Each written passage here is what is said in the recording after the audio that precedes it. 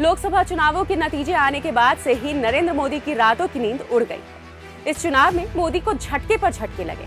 पहला तो उनका घमंड टूट गया, 400 पार का गुब्बारा फूट गया, जिससे उन्हें वैशाखी वाली सरकार बनानी पड़ रही। जनता ने उनके जुमलों से सजे महल को ढहा दिया, साथ ही उनके संविधान बदलने और आरक्षण खत्म करने के मंसूबों पर पानी फेर दिया। इस बार मोदी बीजेपी के 10 साल के अन्यायकाल के खिलाफ 58% लोगों ने मतदान किया। आलम यह है कि यूपी में ही राहुल अखिलेश की जोड़ी के सामने मोदी योगी के मंत्री ताश के पत्तों की तरह बिखरते चले गए। नतीजा ये रहा कि 80 में से 43 सीट तो सिर्फ सपा कांग्रेस गठबंधन के खेमे में ही रही, वहीं बीजेपी के हाथ से 36 सीट ही लगी। इस चुनाव में बीजेपी के कई दिग्गजों को मुंह की खानी पड़ी। 7 केंद्रीय मंत्री भी अपनी सीट नहीं बचा सके। अमेठी से स्मृति ईरानी हारी, चंदौली से मंत्री महेंद्र नाथ पांडे को भी करारी शिकस्त का सामना करना पड़ा।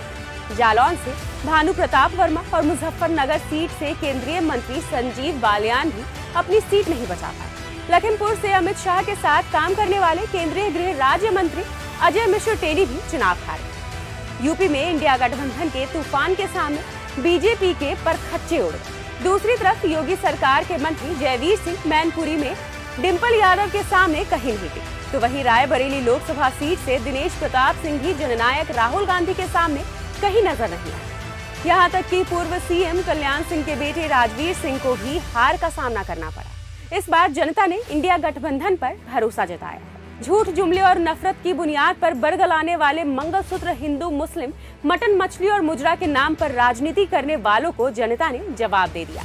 मुद्दों की जो बात करेगा उनको हमारा साथ रहेगा। इसलिए उसने महंगाई, बेरोजगारी, किसान, महिला, मजदूरों, गरीबों की बात करने वाली कांग्रेस और इंडिया गठबंधन का साथ दिया। उसे भरोसा है हाथ बदलेगा हालात।